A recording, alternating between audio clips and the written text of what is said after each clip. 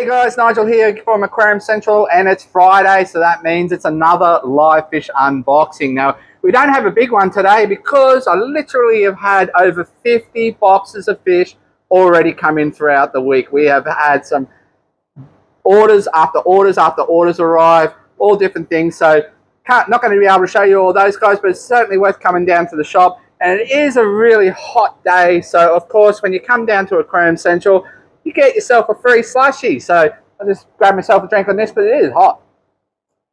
Oh, that's great. At the moment, I believe it's Hubba Bubba grape and maybe pink lemonade in there. It's absolutely sensational on these hot days.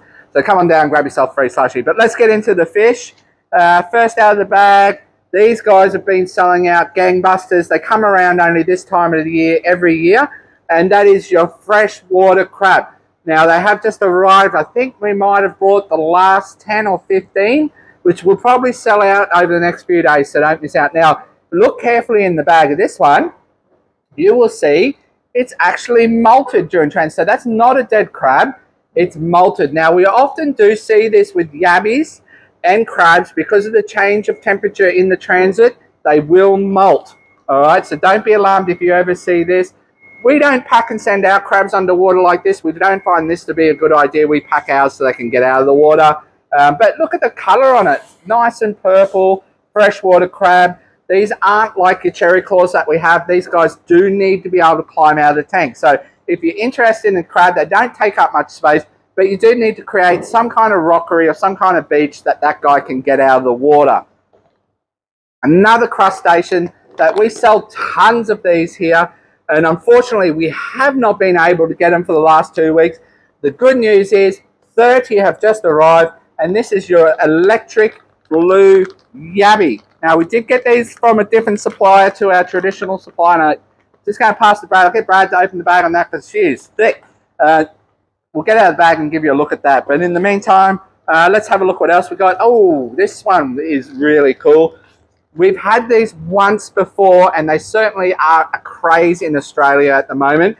And this is your medaka rice fish. Now, the rice fish, we did traditionally only have the gold medakas here, but now there's a whole lot of new colors coming into Australia from Japan.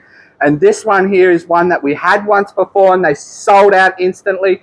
This is a red stardust medaka. Now, you guys, unfortunately, on the TV there, on the screen, are not going to be able to see the color in these guys, but they are a deeper orange and they've got metallic sparkles on them. That's that stardust, and they are absolutely incredible in a pond. These guys can handle the cold water really well. So if you're looking for different stuff to your pond, I highly recommend these. And we only got 10 of these in, the red stardust. So if you want to breed them so we can have constant supply in Australia, please do jump online, grab yourself these. Because last time they sold out straight away. Now let's have a look at that yabbie. Here he is, guys. Now, as you can see that blue there, it's the electric blue yabbie. Now, he's only juvenile, so he's sort of a lighter pale blue. But every time this guy molts, it gets bluer and bluer and bluer and bluer. Now, I have these at home in with my rainbows, and it is bluer than the logo on my shirt. No kidding. It is an intense electric blue. That's why they call it electric blue yabbie. Absolutely cool critters. I actually have these in with the African cichlid tank in the shop as well. Now, there are some daring challenges to putting these in with fish. Of course, they can eat fish. All right, so be mindful. Fish sleeping at night, it can eat it if it wants to, as well as if a fish is unwell, the yabbie will generally grab it and eat it. So be mindful of that.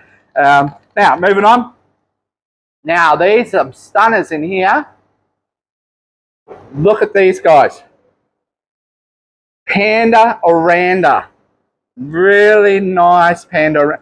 This one here, it's got gold cheeks instead of white. It's quite unique. Like, look at those yellow gold face on it, and that little black on its cheeks. It's very different, but you can see why they call it the panda, you know, that black and white pattern. And of course, you know, occasionally it's a little bit different, like that fella, and I think that fella will get snapped up quite quickly because it is unique and different. Oh, just saw that one there with the monobrow. Look at that. Reminds me of what is it, Grouch, is it, on Sesame Street when I was a kid, stuck his hand, Oscar the Grouch on Sesame Street with the monobrow there. It's pretty cool.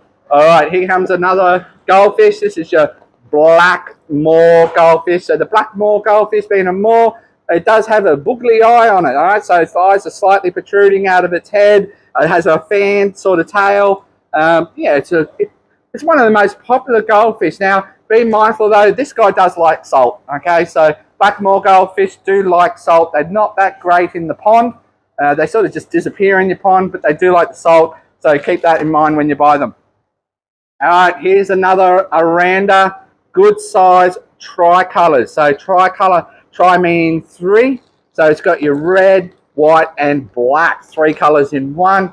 And these are new shipment release, these Orandas. So right now is you're getting the best of the best. All right, so new shipment means first pick. First pick is the best. All right, so if you're after some Orandas, now's the time to buy. And these guys are, well, we show these nearly every week, but they're certainly worth showing. Look at them. Now, looking on camera, you might think this is a flame gourami. It's actually not a flame dwarf gourami. This is your honey gourami, or your orange or red honey gourami. Now, this guy is huge for a honey gourami. In fact, it's almost that big. It sort of looks like it's possibly been bred with a thick lip because it's slightly bigger in size. But in saying that, these are very peaceful gourami compared to your other dwarf gouramis. This is as big as this guy will get, and they're really deep, intense orange in both male and female.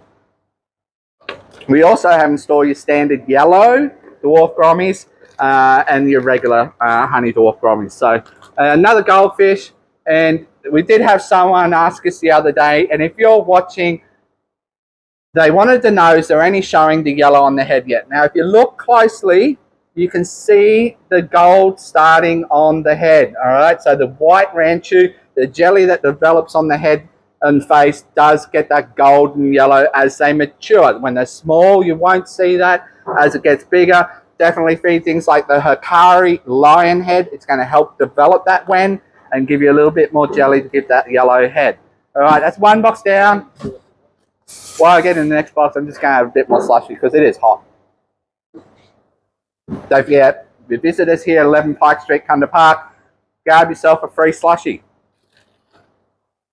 All right, now through the week, we had someone come in and said, when are you getting some more tiger Oscars in? Well, that was today.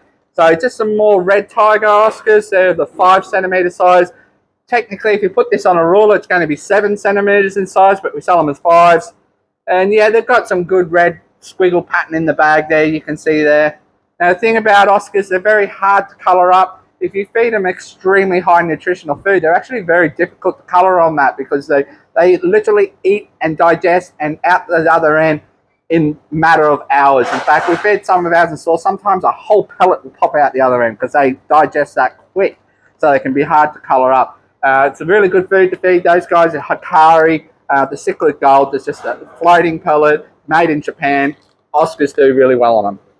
All right, another one here is your angelfish. Now, it may look like just a black angelfish to you guys in the bag. It's not a black angelfish. It is a black-green avatar angel. So if you have a look on our Facebook, if you're watching on Facebook, just go down a few more scrolls and you'll actually see a video of the guys of these that come in last week where they've got that. You can see the green sheen coming through them already. Unfortunately, during the shipping process and importation process, the fins on these guys do get burnt off, all right? So they don't have the long flowing fins, but over time that will develop back into your aquarium. So they do come in with not a long elegant fin, but it will grow back. All right, onto some more cichlids, and these are your little blue balloon rams, okay? So the balloon, they're round in shape, they're almost the same height as they are wide. Compared to your normal rams, they are a little bit slower, they are a little bit more delicate. But these guys are looking very happy, healthy in the bag. Nice coloration, that's for sure, in them, in your balloon rams. All right, some more rams. Now, a new one came in last week, which we've sold out already, so we did get some more in today, is this one. But first, we'll show you this one. So this is your gold ram. Now, with the gold ram, if you look carefully on this one, you can see it's sort of white in the belly and white past. It's got a really red yellow head and gets a little bit of red flame. See that one there particularly now in that top fin. Now, this is your traditional gold ram. It's been line bred from the original ram to make this. Now, what they've done is they've line bred that fish even further now to create a new version, and this is the sunshine ram. Now, the sunshine ram is this guy here. Now, hard again to show you guys on the screen there, but it doesn't get the red in it as a gold ram does, but it also doesn't get the half white through the body. It's completely yellow. From the tip of its nose to its tail, this one here has a lot more yellow. So it's bred to have more coloration, but a bit of sacrifice with that new variation is they've lost the red, but we've increased the yellow.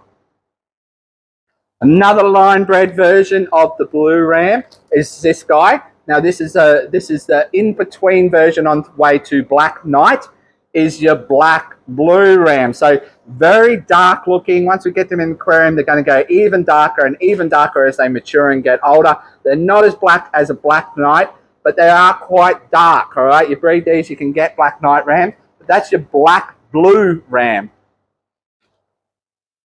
All right, another cichlid. This time we're moving away from the Americans and into the Africans. So this guy here is, some people call it the albino pindani, or the albino lab, or the snow white. We seem to call them snow white here. The true genius of this species is not yet known to what albino version it is. It is believed it is the pindani, but it's not actually truly been confirmed. But what I can tell you about this albino species, it is pretty much the only African that is pure white in both the male and the female. It is platinum white. There's none of that creamy yellow that you see with albino afras or albino zebras, where the male will turn pearl white, but the female stays cream. This one, pure white in both the male and female. And if you look at them closely, you can actually see little teeth on them, little red gums on them. They're really cool looking fish.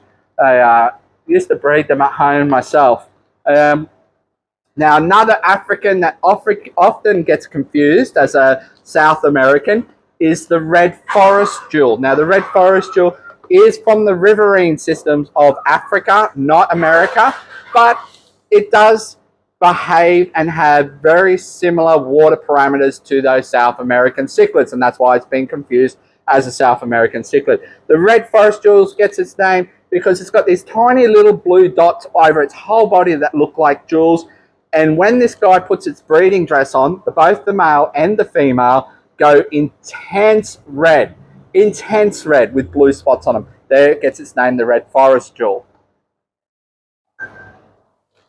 All right, little live bearer, great for the ponds up here in Queensland, is your sunset platy. Now, looking in the bag here, we actually have sunset and sunset Mickey Mouse. So Mickey Mouse is, everyone knows, Walt Disney and the Mickey Mouse symbol. You got the black circle, the Mickey Mouse ears. You literally, these guys, if I can get it on camera there, have Mickey Mouse. You can see it just slightly there on that one. Mickey Mouse in the tail. So no royalties to Walt Disney with this one.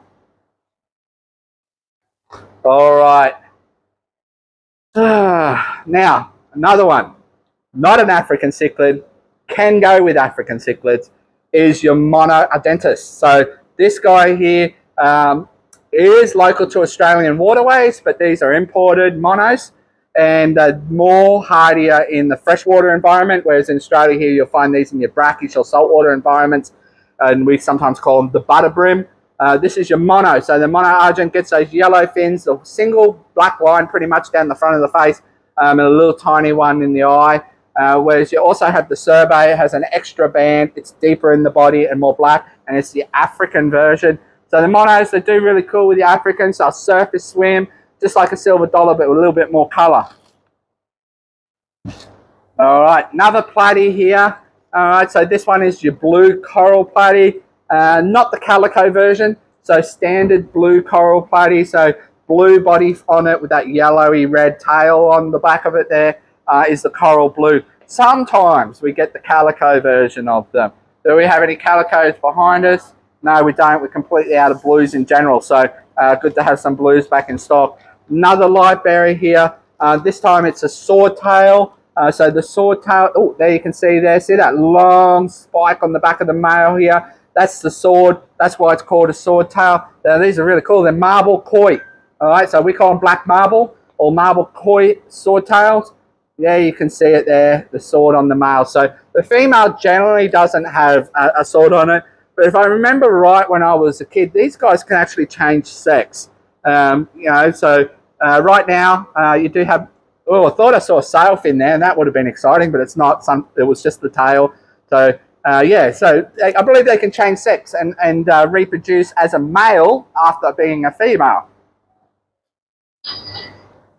Another light bearer, but just the male, is your neon blue guppy. So one of the most popular guppies. It is a tuxedo, so it has the black in the body, but it's just a bright sky blue tail that sort of flashes and reflects in the light, and that's why they call it neon blue flash. But yeah, male only. I don't think we've got any girls at the moment. Unfortunately, I don't think we've been able to track down many girls this week. So running low on a few female guppies. All right, down to the last bag. Oh yeah, these guys, these are so popular here at Aquarium Central. We got some in on Friday. They were sold out by Monday. We got more in on Monday. I think they're sold out again. And those who missed out, probably a good thing if you're watching this video, because these guys are twice as good as what's been in this week. All right, so obviously a new batch with the supplier. Nice, big, chunky peacock gudgeons. Really nice color.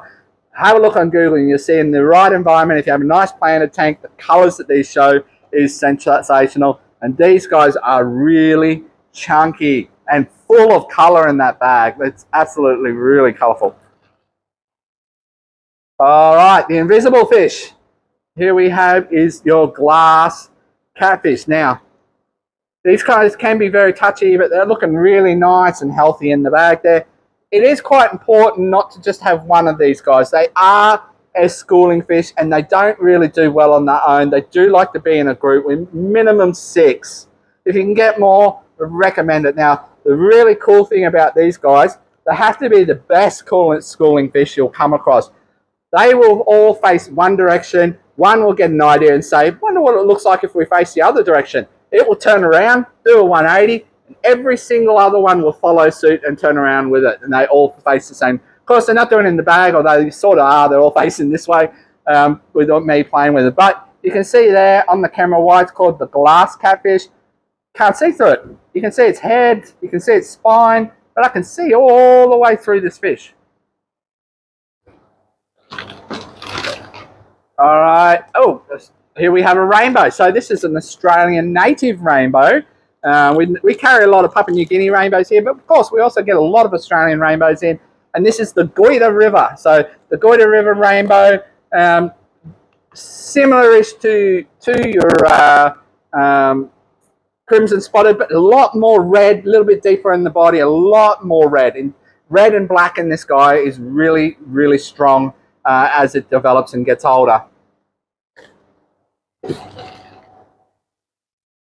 And then they have the Papua New Guinea rainbow. So this is a Bozemanite, and Bozemanite, in my opinion, but with the neon, is this and Bozemanite, the two prettiest of all rainbows. This guy doesn't look much in the bag, but once it matures, it's going to be half yellow, sometimes half red and blue. Amazing fish. I've got some adult ones of these in my aquarium at home, and they are absolutely stunning.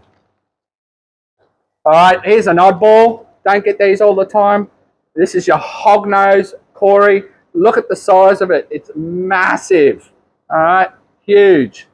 All right, that's my index finger. It's as long as my index finger. It's a big Cory. Hognose, got that really big snout on it. That's where it gets its name from. All right, just a tetra here. These are, I talk about them over and over again when we get them in, is your golden flame tetra.